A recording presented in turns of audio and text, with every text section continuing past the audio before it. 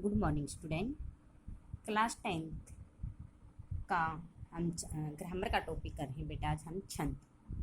सबसे पहले हम देखते हैं कि छंद कहते क्या किसे कहें, इसका अर्थ क्या होता है। ठीक है, जैसे छंद शब्द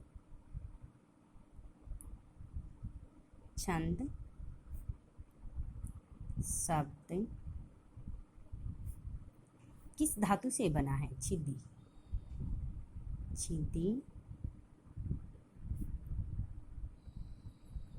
धातु से बना है। किससे बना है? छिदी धातु से बना है। फिर इसका अर्थ क्या हुआ? यानी कि छंद शब्द का अर्थ हुआ इसका ढकना। क्या हुआ इसका अर्थ? ढकना। ठीक है, इसके बाद में फिर हम इसकी परिभाषा लिखते हैं। परिभाषा कि छंद की परिभाषा क्या होती है, कहते किसे हैं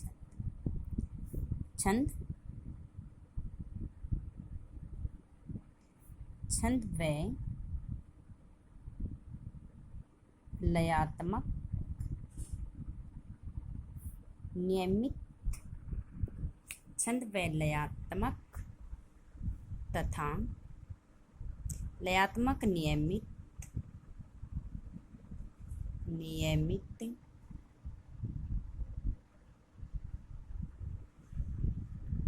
तथा अर्थपूर्ण वाणी है। अर्थपूर्ण वाणी है जिसमें आबद्ध होकर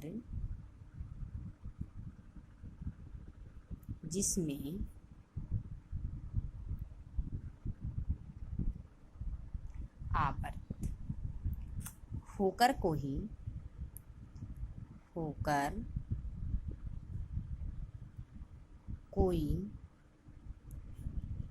वाक्य या वाक्यांश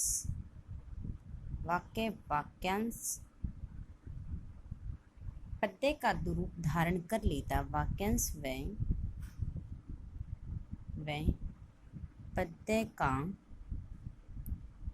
रूप धारण कर लेता है उसे क्या कहते हैं? उसे छंद कहते हैं। ठीक है, सबसे पहले यानी कि एक तो होते हैं छिंदी शब्द, यानी कि छंद जो धातु है छिंदी धातु से बना है। अर्थ क्या हुआ इसका? ढकना। परिभाषा छंद वह लयात्मक नियमित तथा अर्थपूर्ण वाणी है जिसमें आबद्ध होकर कोई वाक्य या वाक्यांश या पद्य का रूप धारण कर लेता है। उसे हम क्या कहते हैं? उसे हम छंद कहते हैं। उसे क्या कहते हैं? छंद कहते हैं। एक छंद की दूसरी परिभाषा हमारी ये भी हो सकती है। दूसरी परिभाषा क्या लिखोगे कि छंद, इसका अर्थ ढकना भी हो सकता है, या हम क्या लिख सकते हैं इसका? आच्छादन करना। दोनों हो सकते हैं इसके। जिस रचना में, दूसरी क्या लिखोगे? जिस रचना में अक्षरों, मात्राओं,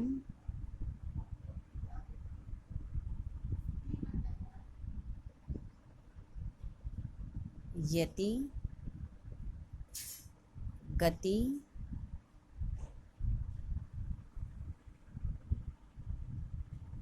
तुक आदि नियमों का पालन हो। आदि नियमों का पालन हो, उसे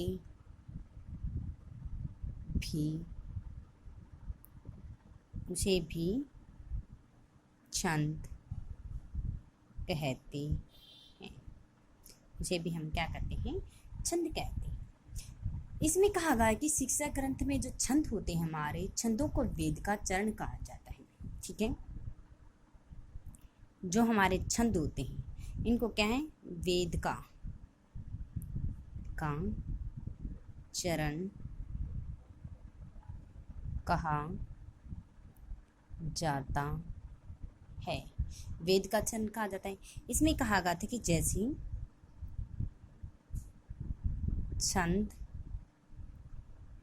पादो तु वेदस्य, छंद पादो तु वेदस्य, यानी कि क्या कहा गया कि जिस प्रकार से जो मनुष्य होते हैं वह अपने पैरों पर खड़े होते हैं, जिस प्रकार मनुष्य अपने चरणों पर खड़े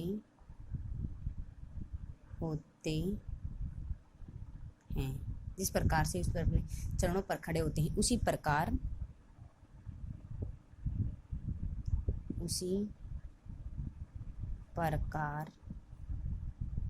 वेद छंद पर आश्रित होते हैं। उसी प्रकार से छंद किस पर आश्रित होते हैं, वेद पर आश्रित होते हैं। अब देखो हमने इतना बता दिया कि छंद की परिभाषा हम कोई भी लिख सकते हैं कि छंद वेदों का चरण कहा जाता है। कि छंद, वह कहते हैं कि मनुष्य चलने के लिए किसकी आवश्यकता होती है, मनुष्य को चलने के लिए अपने पैरों की आवश्यकता होती है। उसी प्रकार से जो हमारे वेद होते हैं, ऋग्वेद, यजुर्वेद, अर्थवेद, ये 4 वेद हमारे माने जाते हैं। इन 4 वेदों को आवश्यकता किसकी होती है, हमारे छंदों की आवश्यकता होती है। ये इस पर आश्रित होती है, इसके बगैर ये छंदे का कोई मूल्य नहीं होता है। इसके बाद में हम बताते हैं कि छंद के जो अंग होते हैं कौन कौन से होते हैं। कि छंद के, फिर बताना है इसमें अंग। ठीक है, छंद के अंग बता दें इसमें कौन कौन से होते हैं।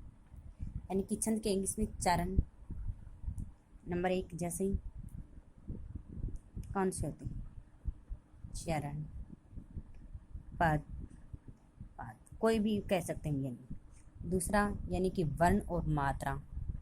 ठीक है, एक ही आएगी, वर्ण हो या मात्रा हो। ठीक है, थर्ड संख्या, कर्म, संख्या हो या कर्म। ठीक है, लघु गुरु हैं हमारे, गण, गति, यति। यति को हम और क्या कह सकते हैं, विराम भी कहते हैं। यति जो हमारा है इसको हम विराम भी कहते हैं। एक हमारा ठीक है, जो इसके अंदर हमारे लघु गुरु भी आते हैं। जो छंद होते हैं लघु गुरु गिरि आदि को समझ लेना हमारे लिए आवश्यक है। जो हमारे छंद होते हैं इसके अंदर क्या होते हैं, लघु भी होता है, गुरु भी होता है। इनको भी समझ लेना हमारे लिए बहुत आवश्यक है। ये इसके अंग बताए गए हैं कि हमारे छंद के जो अंग होते हैं कौन कौन से होते हैं। अब इसका फर्स्ट पॉइंट है, जैसे हमने इसकी यानी कि चरण होता है क्या। ठीक है, चरण है या होते क्या है, इसमें बताते हैं कि चरण जो हमारे होते हैं क्या होते हैं। कि जो छंद होते हैं इसमें कहा गया है कि किसी भी छंद के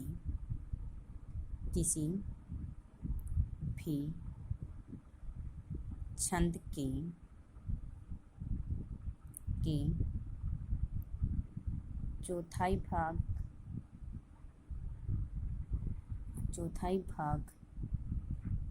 अथवा एक निश्चित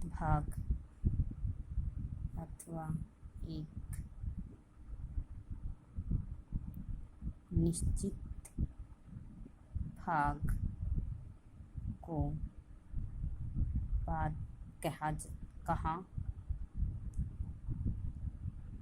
कहा। अब प्रत्येक चरण में प्रत्येक छंद में 4 पाद होते हैं। हैं, इसे चरण भी कहा जाता है। क्या कहा जाता है? इसे चरण भी कहा जाता है। अगला है हमारा यानी कि पाद चरण हो गया है। दूसरा था हमारा का पाठ वर्ण या मात्रा, वर्ण और मात्रा। ठीक है, इसमें वर्ण एक स्वर वाली, यानी कि सबसे पहले हम क्या करते हैं, सबसे पहले हम वर्ण की करते हैं कि एक स्वर वाली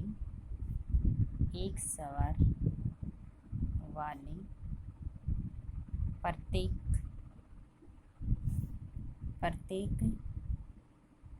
ध्वनि क्या कहलाती है? हमारी वर्ण कहलाती है। एक स्वर वाली प्रत्येक ध्वनि क्या कहलाती है? वर्ण कहलाती है। जैसे इसमें लिखा, जैसे की कै आते, ये क्या हमारी एक स्वर वाली प्रत्येक ध्वनि, या वह छोटी से छोटी ध्वनि जिसके टुकड़े न हो सके। दूसरी इसकी वर्ण की ये भी लिख सकते कि वह छोटी से छोटी ध्वनि जिसके टुकड़े ना हो सके उसे वर्ण या अक्षर भी कहते हैं। ठीक है, कि वर्णों की गणना करते समय हमें क्या आते हैं? वर्ण चाहे हर्षो हो या हमारे दीर्घ हो, एक ही माना जाता है, हर्ष और दीर्घ होते हैं। अगला हमारा जैसे मात्रा। ठीक है, मात्रा क्या कहते हैं? माप की इकाई छंद में दो रूप से रहती है। मात्रा कौन सी होती है? अक्सर वर्ण के उच्चारण में, कि जो हमारे वर्ण होते हैं, वर्ण के उच्चारण में जो समय लगता है उसे मात्रा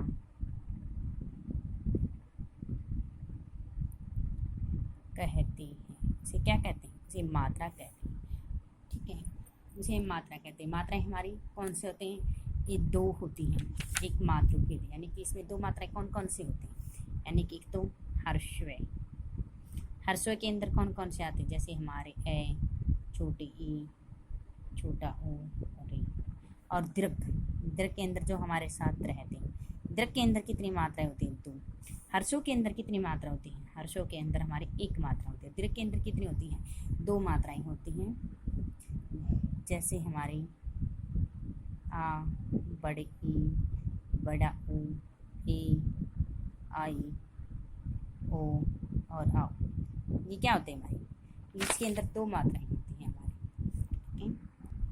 अब अगला है जैसे हमारा लघु और गुरु। ये लघु क्या होता है हमारा? लघु गुरु। अब हम इसके बारे में भी बताना चाहिए कि हमारा लघु और गुरु होता क्या है। ठीक है, सबसे पहले हम यानी कि लघु क्या होता है? एक मात्रा वाला अक्षर, एक मात्रा वाला अक्षर क्या कहलाता है? हमारा लघु। एक मात्रा वाला क्या कहलाता है? लघु। एक मात्रा वाला क्या कहलाता है? लघु। लघु का चिन्ह क्या होता है? हमारा जो लघु होता है इसका चिन्ह आई, यानी कि एक डंडा जो होता है जिसको हम बोलते हैं, इसमें प्रयोग किया जाता है। इसका चिन्ह ये हो गया, जैसे हमारा कमल, एक मात्रा वाला कमल है। क्या हमारा क्या है? इसके अंदर एक मात्रा है, मैं भी एक लय, यानी कि एक एक वर्ड है, तो इसलिए हमारा आई के अंदर प्रयुक्त हो गया। अब हमने गुरु, ये क्या होते हैं? हमारी पहचान के लिए देखी जाती है। जो हमारे छंद होते हैं जब हम उनको लिखते हैं तो उसमें पता होना चाहिए कि हमारा एक मात्रा वाला हमारा लघु होता है और दो मात्रा वाला हमारा क्या होता है? ठीक है, दो मात्राओं वाला अक्षर, दो मात्राओं वाला अक्षर गुरु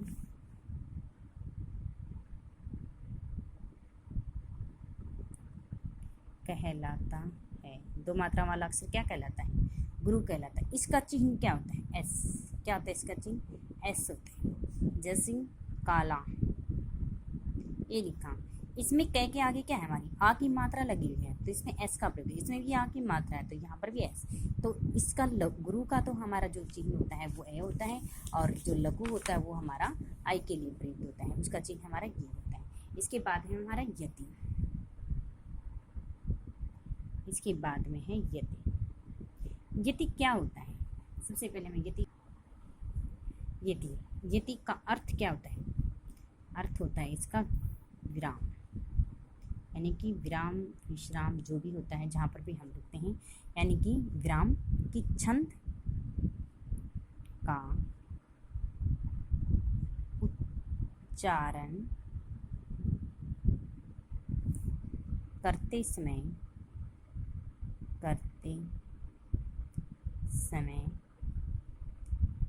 हम जहाँ पर भी रुकते हैं, जहाँ पर भी रुकते हैं उसे यति कहते हैं। उसे क्या कहते हैं? उसे यति कहते हैं। जैसे एक एग्जाम जैसे हमने बता दिया अक्षमा, यानी कि जैसे स्मा, दया, तप, त्याग, मनोबल। ठीक है, ये क्या हुई? हम बार बार कहाँ रुके हैं, यानी कि स्मा, दया, बार बार जो ये हमारे अल्प विराम जो चिन्ह लगाए गए बार बार रुके हुए, यही हमारा क्या होता है? यही हमारा यति कहलाता है। इसके बाद में है, इसके बाद गति। गति हमारी क्या होता है? कि कविता में नदी के समान एक प्रवाह होता है। कविता में नदी, कविता में नदी के समान एक प्रवाह होता है। उस प्रवाह को क्या कहते हैं? को गति कहते हैं। क्या कहते हैं इसे? हम गति कहते हैं। गति कहते हैं कि कविता के अंदर एक नदी के समान क्या होता है? प्रवाह होता है। उस प्रवाह को हम क्या कहते हैं? गति कहते हैं। क्योंकि हमारी जो कविताएं होती हैं उनमें छंद और अलंकारों के बिना हमारी कविता अच्छी प्रकार से नहीं बन सकती है। ठीक है, कविता के अंदर छंद और अलंकारों का होना हमारे लिए बहुत आवश्यक होता है। इसके बाद है छंद के प्रकार। छंद के प्रकार, ठीक है। छंद के प्रकार कितने होते हैं? दो। कितने प्रकार का होता है छंद? दो प्रकार का होता है। कौन कौन सा? नंबर 1 वार्णिक छंद, और नंबर 2 मात्रिक छंद। मात्रिक छंद, ठीक है, दो होते हैं। सबसे पहले वार्णिक छंद करते हैं। वार्णिक छंद कहते कि छंद, वार्णिक छंद, ठीक है। वर्णों की गणना की जाती है। जो वार्णिक छंद होते हैं इसमें क्या होते हैं? हमारे जो वर्ण होते हैं इसमें वर्णों की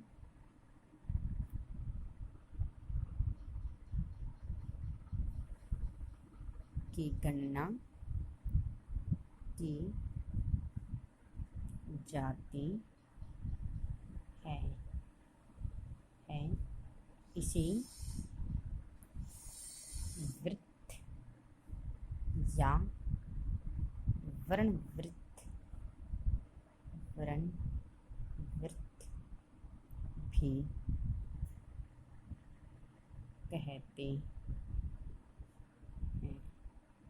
ठीक है, किसमें किसकी वर्णों की गणना की जाती है, इसे वृत्त या वर्ण वृत्त भी हमें कहते हैं। ठीक है, जो ये हमारे वृत्त होते हैं ये कितने होते हैं, 3 प्रकार के होते हैं। पहले इसकी करते हैं हम। अगला है हमारा जैसे मात्रिक छंद। मात्रिक छंद, मात्रिक छंद क्या होता है, जिसमें मात्राओं की गणना की जाती है। ठीक है, इसमें किसकी की जाती थी, वर्णों की छंद करती थी। जिन छंदों में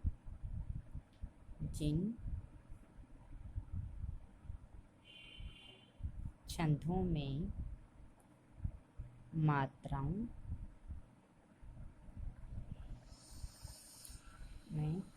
मात्राओं की गणना की जाती है उसे क्या कहते हैं, उसे मात्रिक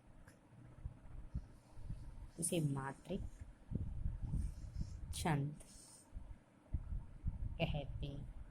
उसे क्या कहते हैं, मात्रिक छंद कहते हैं। अब अपने ऊपर बताया गया था कि जो हमारे वर्णिक छंद है कि उसे वर्णवृत्त भी कहा जाता है। जो हमारे वृत्त होते हैं ये कितने प्रकार के होते हैं, 3 होते हैं। ठीक है, 3 वृत्त होते हैं हमारे। कौन कौन से होते हैं 3 वृत्त,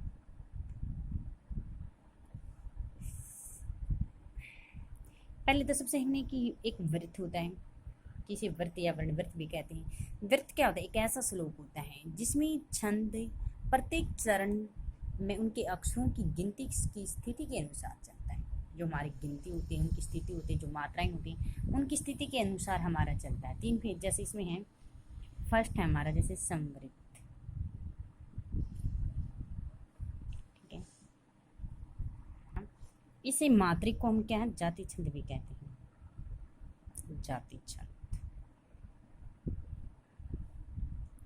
जाति छंद भी कहते हैं। समवृत्त क्या होते हैं, 4 चरण होते हैं। समवृत्त में क्या होता है, 4 चरण होते हैं। चारों चरणों में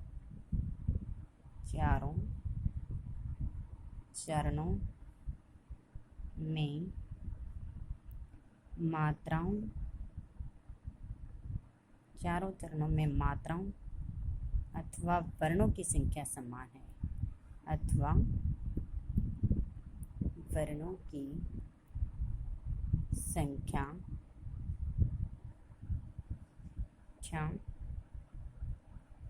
समान है। ठीक है, दूसरा होता है हमारा अर्धसम।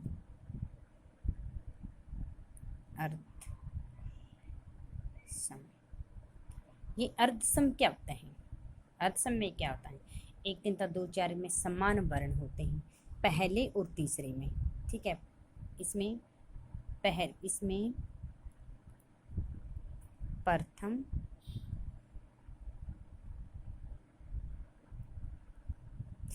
तृतीया तथा द्वितीय व चतुर्थ में समान वर्ण होते हैं।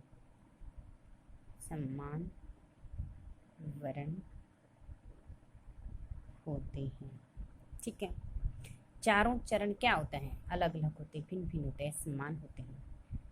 थर्ड था हमारा विषम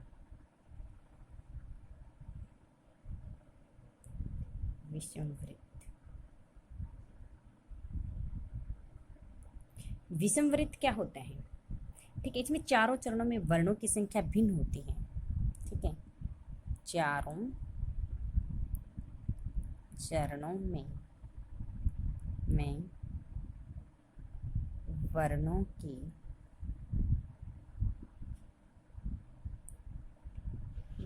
की संख्या क्या होते हैं, भिन्न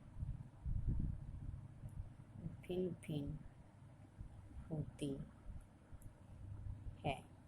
ठीक है, इसमें हमारे जो 4 चरण होते हैं, इन चारों चरणों में क्या होती है, इनकी संख्या भिन्न होती है चारों की। ठीक है, अब हमने बताया था चूंकि वार्णिक जो हमारे छंद होते हैं इसके 3 भेद होते हैं, दार्णिक, संवरित, अर्थय, सम और विषम। अगर माने जाते हैं जो हमारे मात्रिक छंद होते हैं, मात्रिक छंद में भी क्या होते हैं, मात्रिक छंद भी हमारे 3 ही होते हैं, सम, अर्धसम और विषम। आते ही दी कि मात्रिक छंद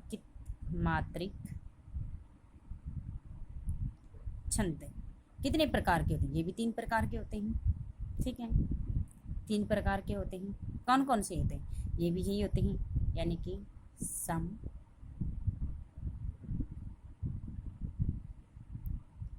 अर्धसम और विषम। ठीक है, ये भी हमारे 3 प्रकार के होते हैं, सम, अर्धसम और विषम। आगे है हमारा गण।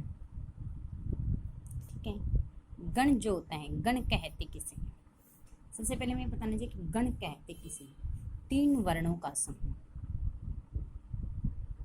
3 वर्णों का, 3 वर्णों का समूह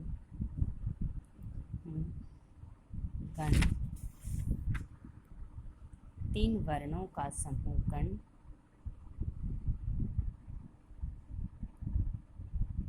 कहलाता है। क्या कहलाता, 3 वर्णों का समूह गण कहलाता है। इनकी संख्या कितनी होती है, इनकी संख्या कितनी होती है, 8 होती है। इसके अंदर हमारे और क्या होते हैं, हमारा लघु भी होता है और हमारा गुरु भी होता है, गुरु भी होता है। ठीक है, ये होते हैं हमारे गण। इसके अंदर 3 वर्णों का समूह हमारा क्या कहलाता है, गण कहलाता है। अब हमें बताया गया था गण जो होते हैं वो हमारे गण क्या होता है। सबसे पहले हमने इसका सूत्र करना है। अब इसका सूत्र क्या होता है, जो हमारे छंद होते हैं इसको सबसे पहले हमें इसका सूत्र याद करना है। जब हम इसकी पहचान करेंगे भी हमारे किस प्रकार से हम ये मान सकते हैं कि लघु है, गुरु है, इसके अंदर कितनी मात्राएं होती हैं, किस छंद के अंदर कैसी मात्राएं होती हैं, उन मात्राओं की हम गणना किस प्रकार से करते हैं। सबसे पहले हम इसका सूत्र याद होना चाहिए। जैसे यह माता राज भान